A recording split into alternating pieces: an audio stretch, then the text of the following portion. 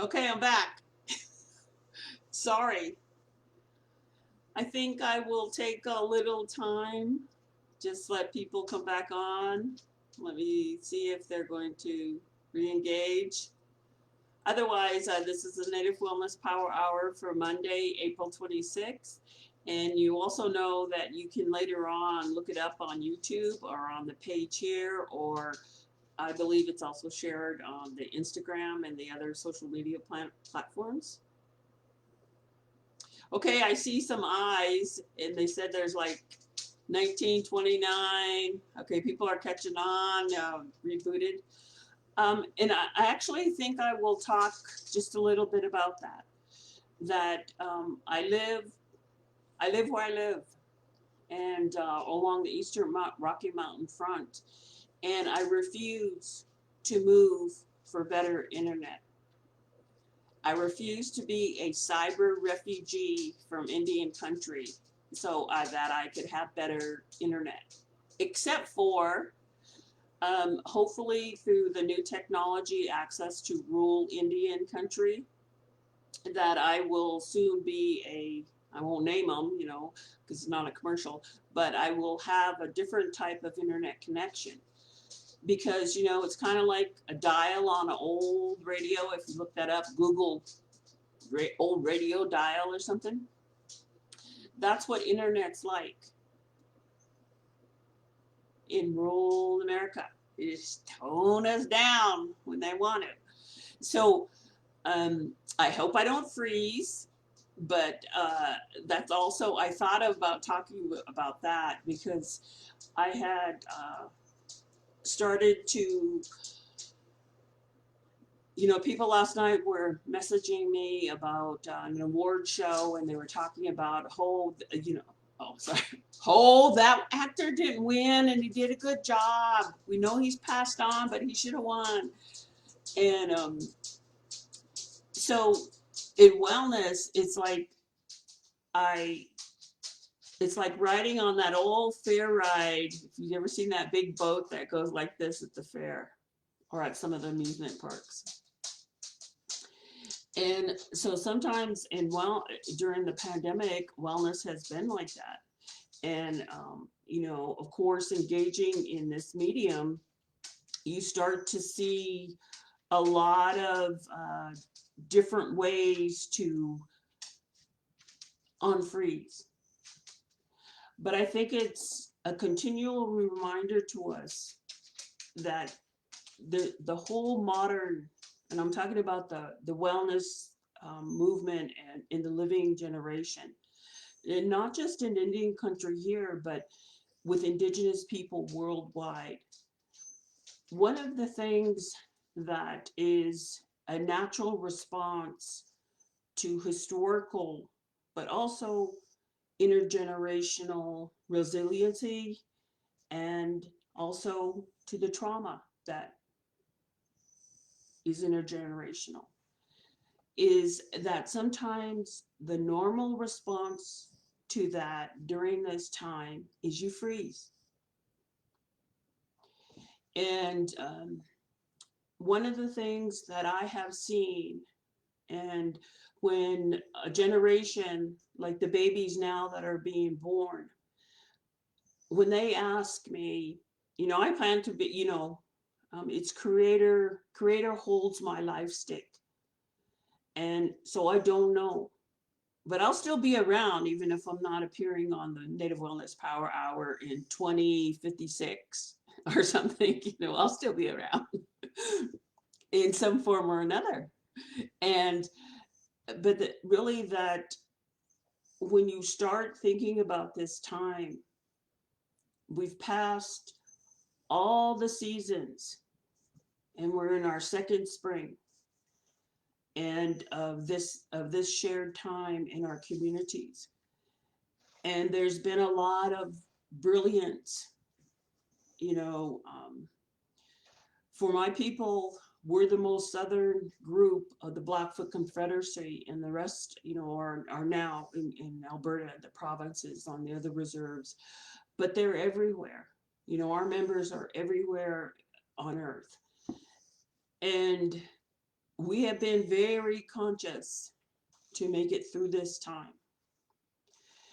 And I've seen the reconnections, despite social distancing, despite the periods of quarantine, despite the stay-at-home orders, I have seen a reconnection as people start to energetically and spiritually be mindful of each other. And I also have in my own family story that my grandmother was at Chamawa Indian School at the pandemic 100 years ago.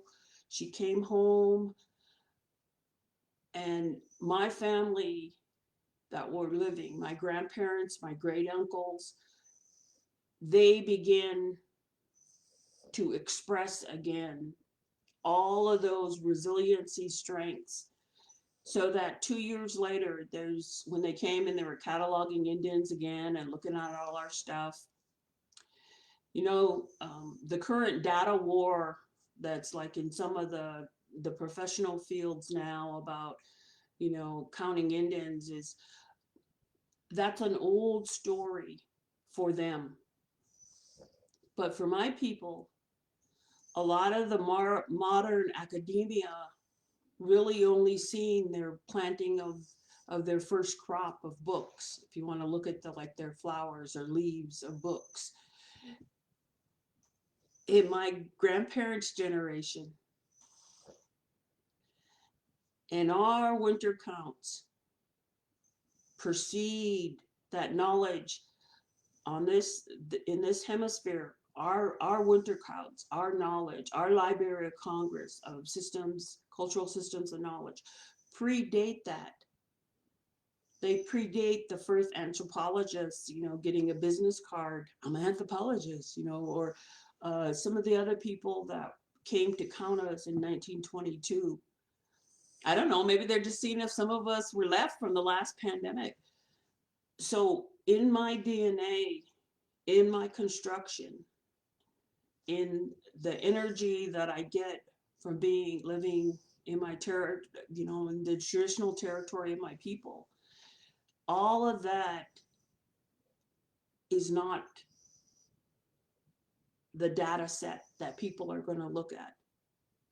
Because you could still see that myth that has been created that started, as a westward expansion of the United States, with Lewis and Clark, and that myth of the vanishing savage. They didn't call us Indians. Vanishing savage.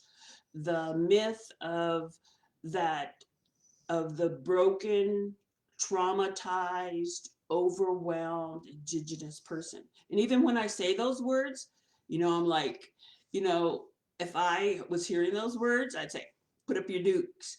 Because to me, those words are not who we are.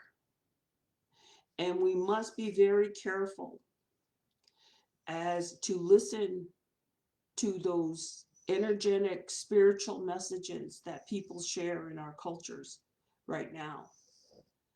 That has to not just be a whisper, that has to be to match our heartbeat of our resiliency and our strength.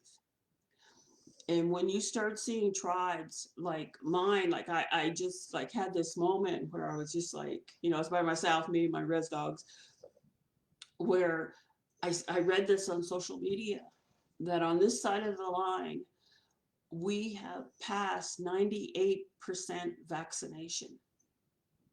But if you go off our borders right into the state that, that is right off our borders, that's not the story there.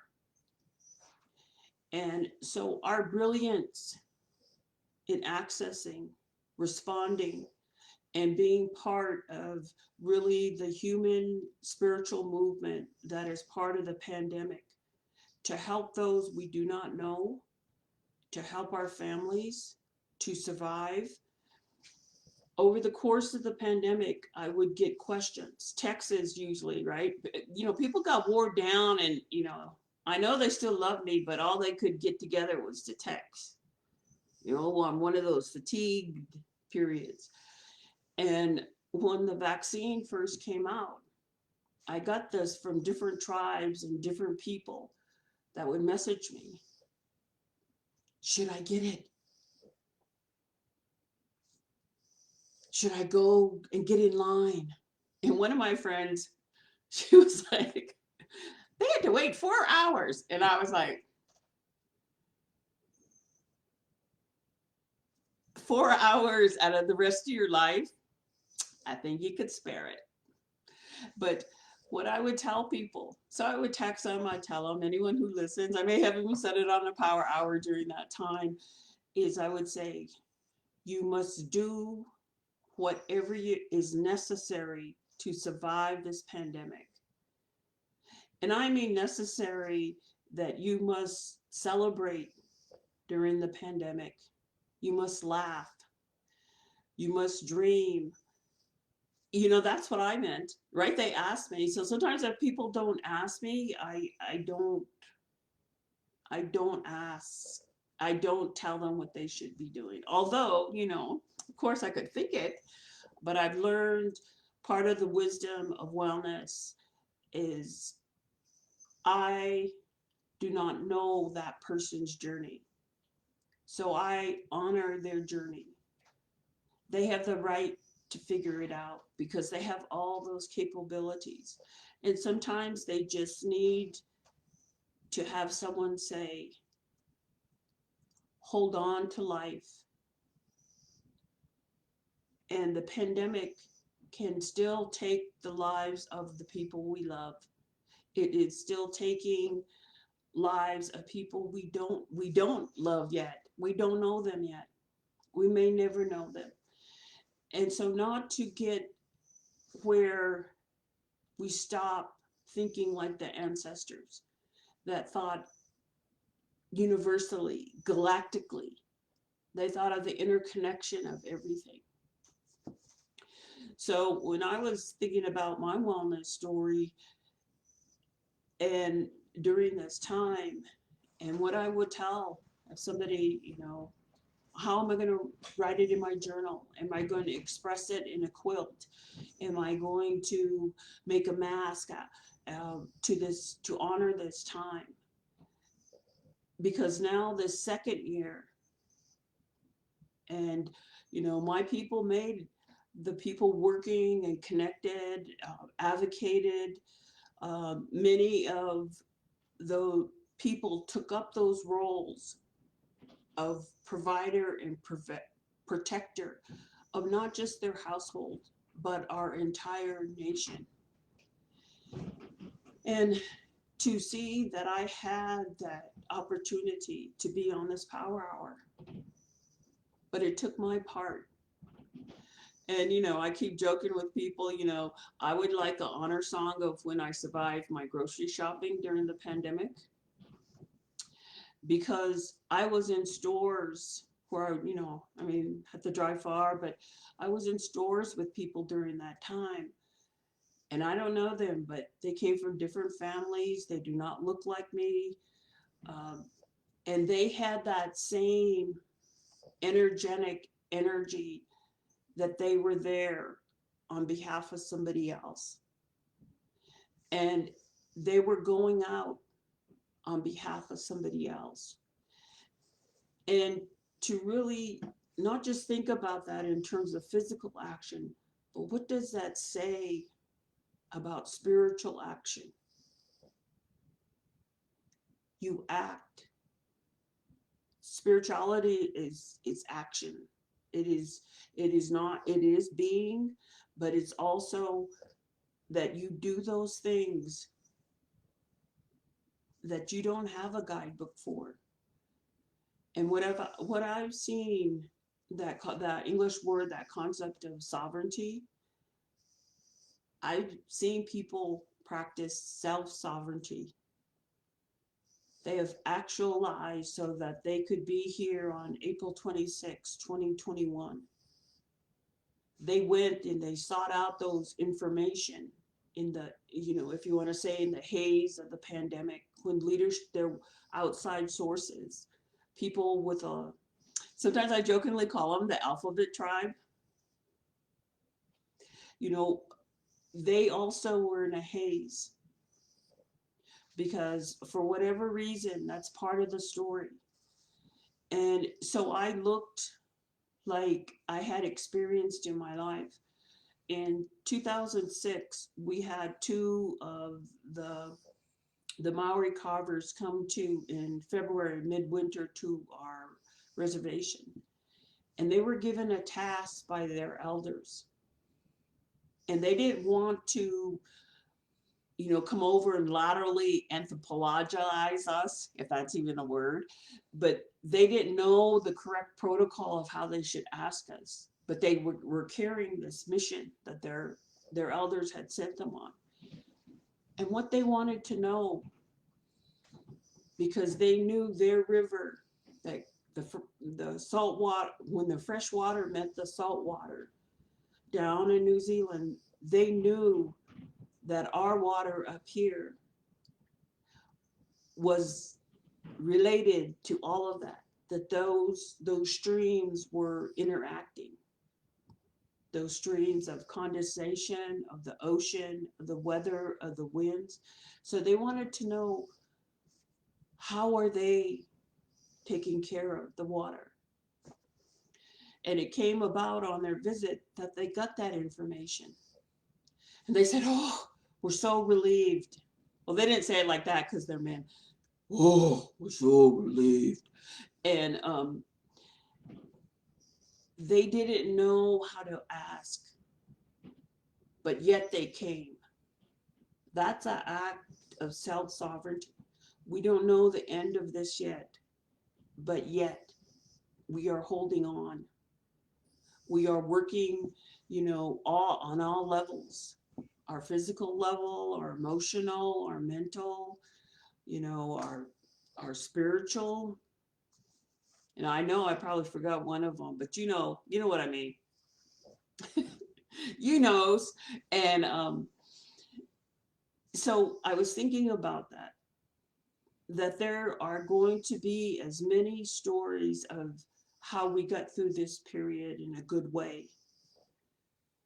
How we didn't leave people behind, and how right now some of our people have decided, even though one avenue is open to them through the vaccination, they have decided not yet, or no, not at all. And I was really thinking about that this morning because I was listening to some of the statistics, on the radio coming back home to be on the Power Hour. And I thought of in 2002, after my father had passed away from lung cancer. And it was after the period, there's grief expresses itself differently. Even if 5 people go through the same experience, there'll be 5 different ways that period is expressed. And so I was thinking about what I had been told when, in my way, the way I took care of myself is one of my sisters, and she always jokes with me that 2 of our great chiefs, Poundmaker and Crowfoot, made the peace. And so that the Cree and the Blackfoot the Cree Confederacy and the Blackfoot Confederacy were on the precipice of unification. And but she's my sister, and she lives north of the border. And I had another sister that lives down in the southern part of the state of Montana. And after I went back to work too soon, but I didn't know. I only have one father. And so I didn't have like a guidebook of how I was going to come back, back to the wellness and the present and to move forward. And my dad had given me a lot of teachings and a lot of instruction, that those are my instructions from my father. And but there were other people that appeared, because I would, I continued my practices, but I was very tired. So through my friendships and through my sister friends, I ended up at Niganit First Nations Reserve. And it was like, kind of like Dorothy in the Wizard of Oz. You go from black and white, like the real hard grief, and or for me. And I drive to Niganit, and when I got there, they had assembled 28 lodges of Indigenous healers from around the world. And it was like entering a magic place.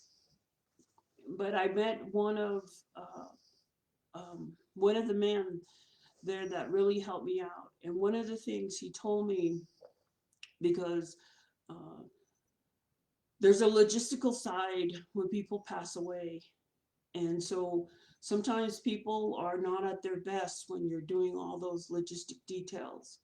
And sometimes they're scratchy, sometimes they're angry, sometimes they're not, or they'll want to be, they're so compassionate, that they don't want to offend. So we're all kind of rubbing around each other to get through those events. And I had been through a period where like some behavior, I couldn't give it mine. It had to do around anger. So I didn't tell anybody that. I was just like, because I lost my father. So when I went to Niganit, I met this man there, and he helped me.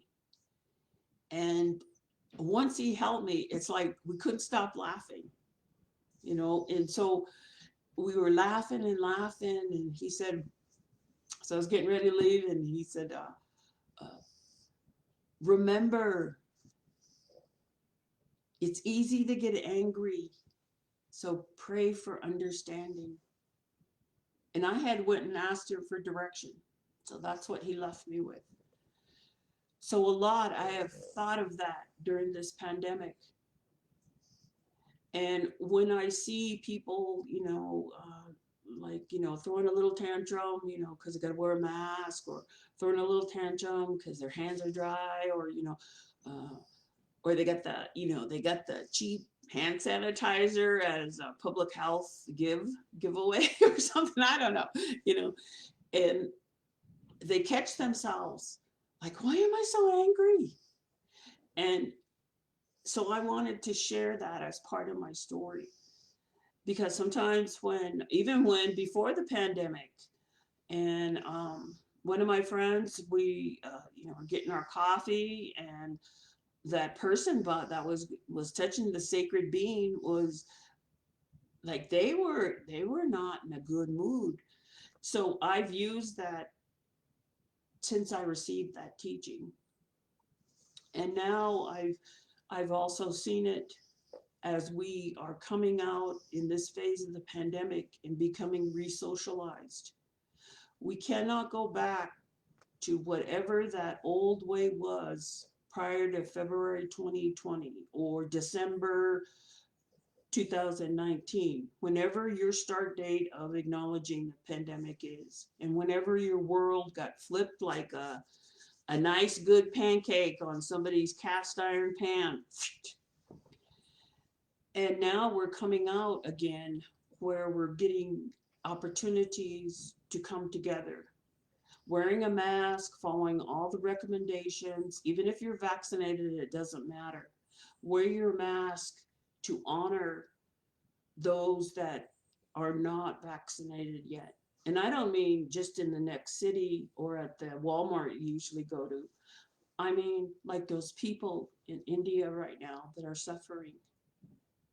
We wear our masks so that the human family can come out of this period.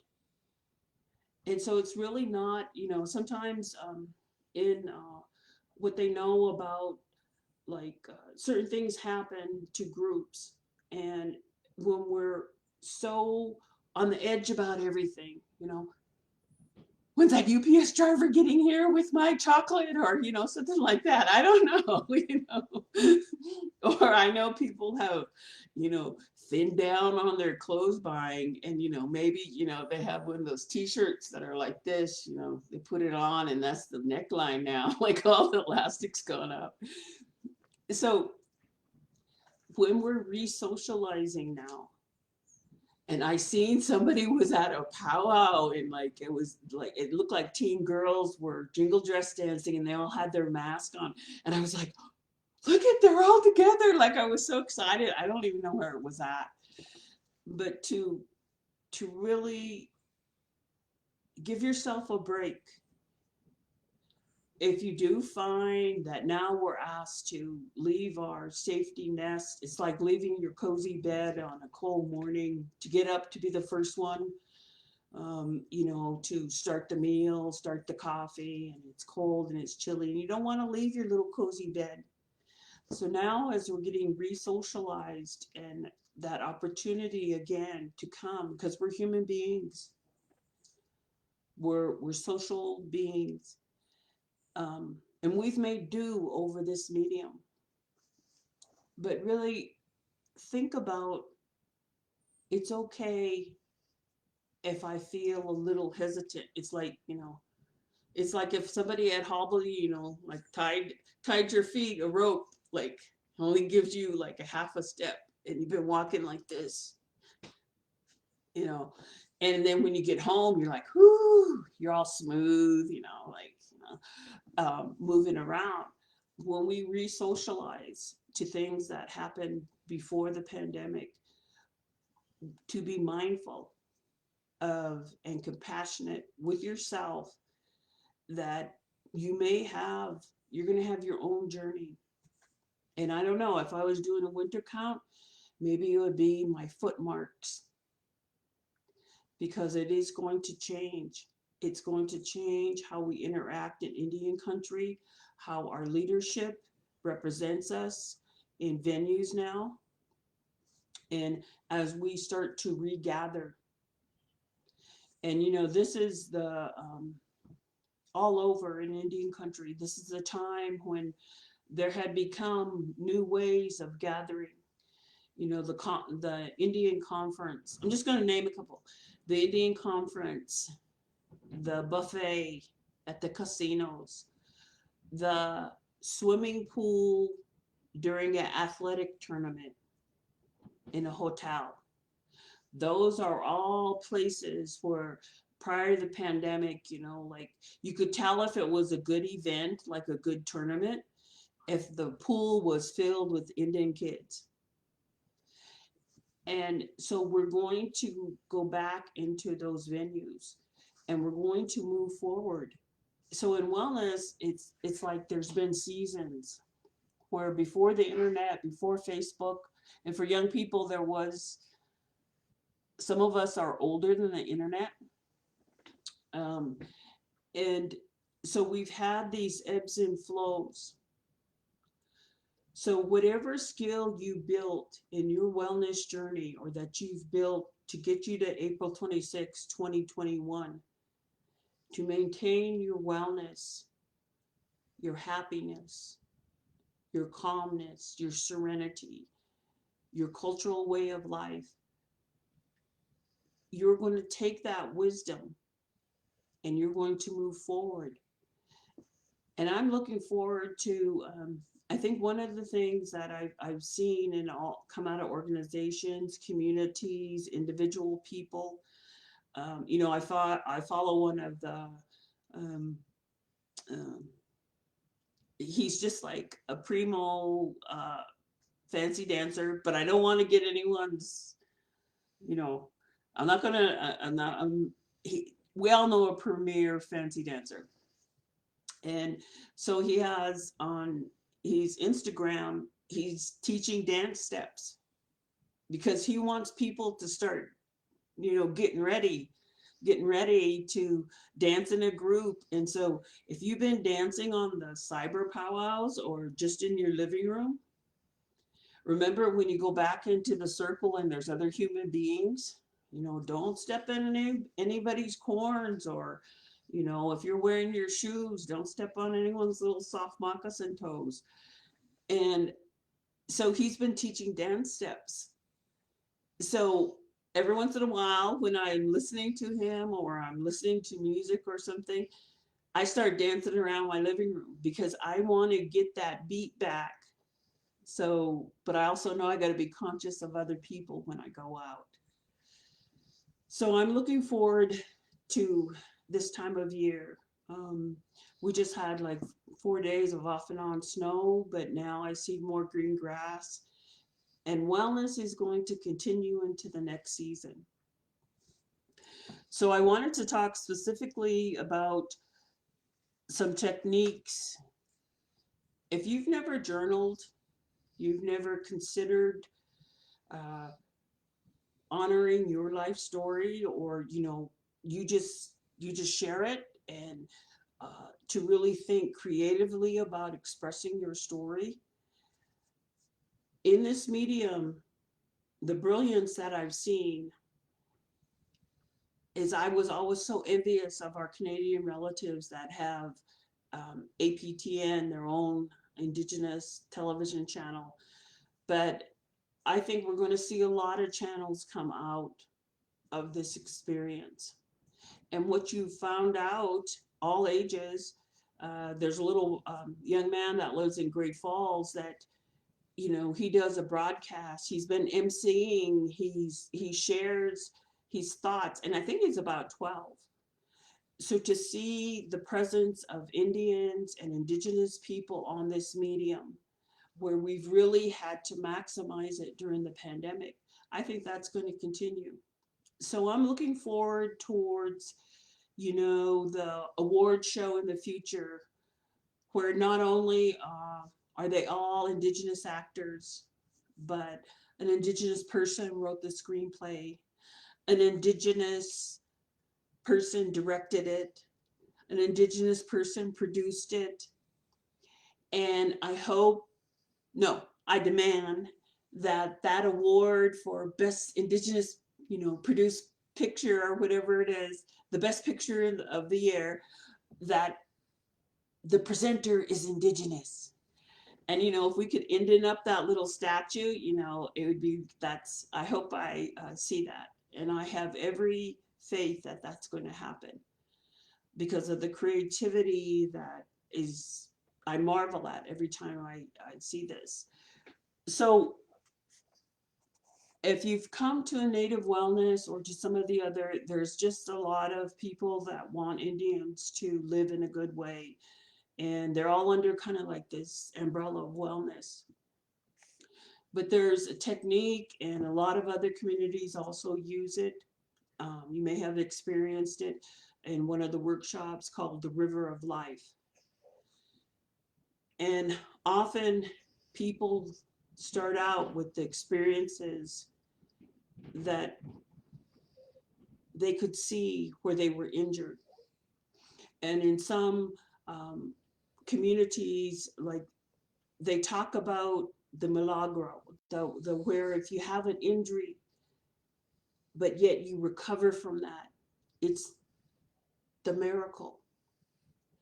And so literally you use the concept of a river and you talk about those events, but you also note what helped you not stay in that spot in the river, what helped you get beyond there, what were those strengths. And so it's a way of storytelling, even to yourself, acknowledging that you're doing something right because you're here today, April 26, 2021. You've gotten this far, and you're on Native Wellness Power Hour, and, you were resilient. You came back after the freeze. But that's a technique. And then I always like this. I've seen this journal over my lifetime reappear 4 or 5 times before like Facebook and stuff, and when it would be in print form, or maybe somebody even printed out all their type pages. If you don't know what a typewriter or electric typewriter was, a lot of Indians would be on there putting out their newsletter, and then they would go to a big copy place and re-put it and then staple it together and then go around to their communities and hand it out. And so I've seen many newsletters, magazines, projects, jackets, called the winds of change. And I think that's like a collective acknowledgement that winds were as much a part of our knowledge systems as the sun was. We knew the power of winds to change the energy, to change the air, to bring spiritual gifts, to bring songs, to carry that song till somebody heard it, somebody received it from the wind. And so there is that if I said, please make up a 30-second song about your pandemic victory song,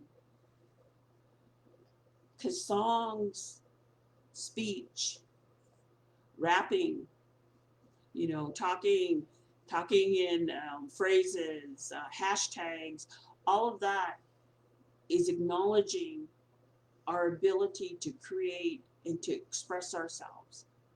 So what would be your honor pandemic song to yourself? I'm honoring my life force that the Creator gave to me with the song. And that's another way to tell your story. And you could go live on your own free Facebook page, your Instagram, your TikTok, whatever your flavor makes you feel good on the social platforms. But also, I think there's sometimes that a lot of knowledge and practice of developing and keeping your awareness, your wellness awareness, is a simple exercise that even if you live in downtown Manhattan,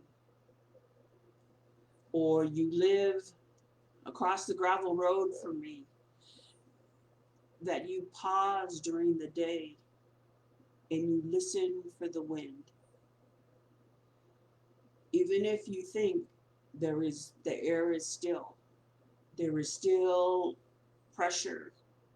The air only appears still because the wind has created, if you want to say, a river. And it's created those pauses. And that's a practice to help people feel overcome if they feel anxious, if they feel sad, if they feel out of touch, if they feel exhausted. Those pauses and listening is a way to regroup. And we may need those. I try not to rush people. And sometimes if I'm if I'm shopping, it seems like I shop all the time, but I don't. But if I go early, when the seniors are out or the elders are in the store, and I know that they're being careful and they're selecting their stuff, and I come up on them, I do not startle.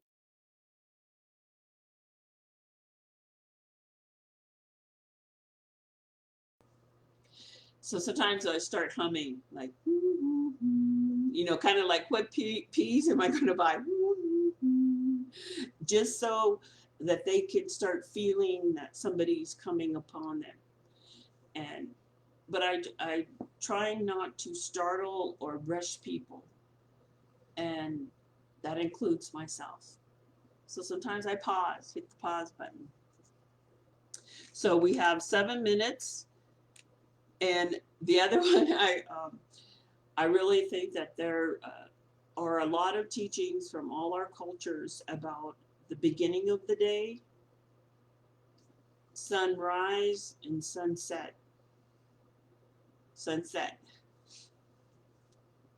But in that dawn to dusk hours, the hours preceding when the light is coming up again, those are also a time where people start to collect their thoughts.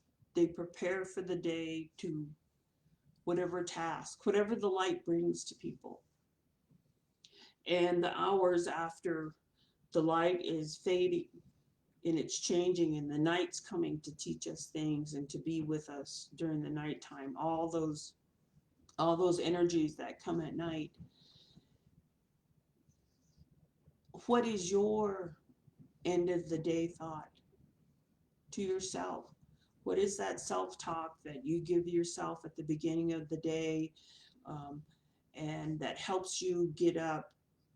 What has the wisdom that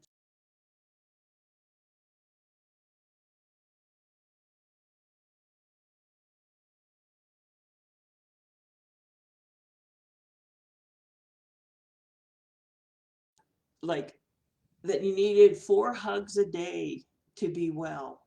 And I was like,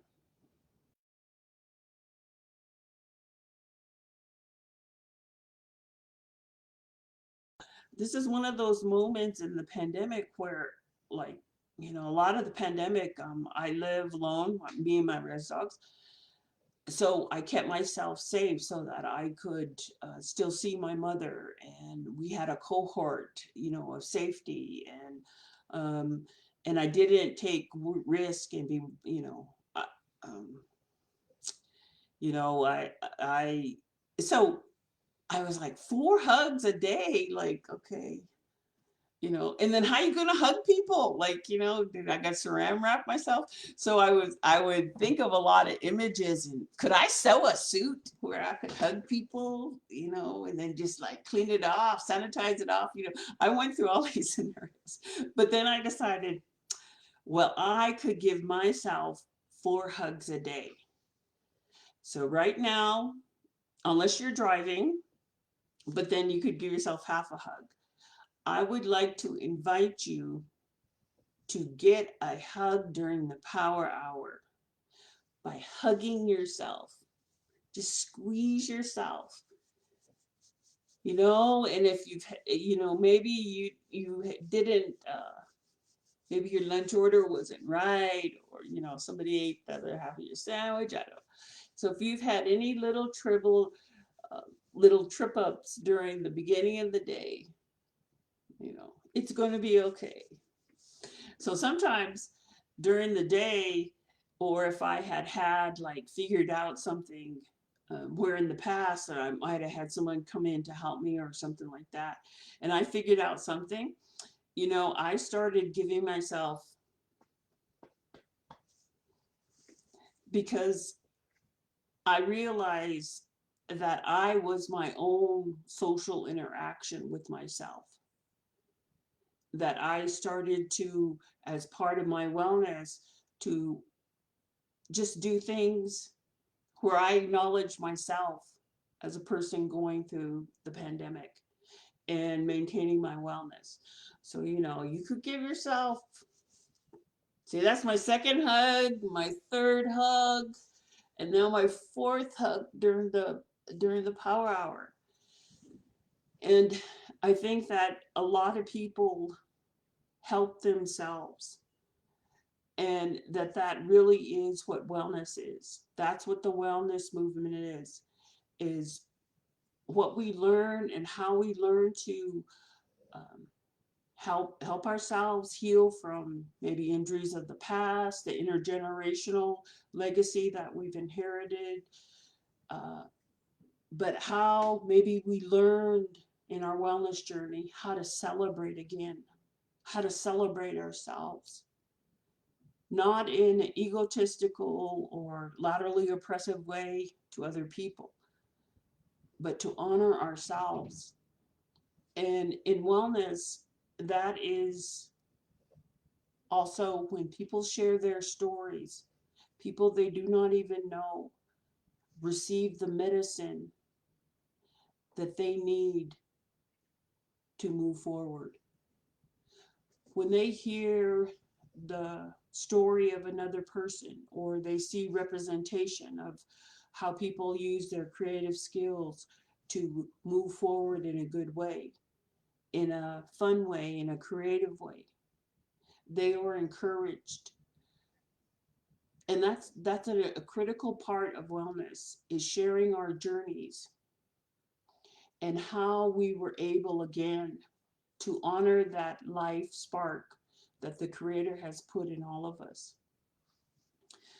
And so I just today, there's, I hope to hear your stories. I hope to subscribe to your blog, to follow you, or to see your expression in this medium. But also, the Creator is always there. The ancestors know our story. And what is the story you would tell your ancestors of how you got to April 26, 2021? And as we move into the second year, the second seasons of this time, our wisdom is right there for us to honor it. And I just want to thank everybody for joining today and working for the little glitches, and to the Native Wellness Institute for honoring this time and space, and for asking me to share it with you. And I hope to dance in the circle with you someday, side to side, and that the many stories that are out there, that the coming generations see how we were mindful of them in our attempts to live through this time in a good way. So have a good day. Thank you for joining, and hope to see you soon.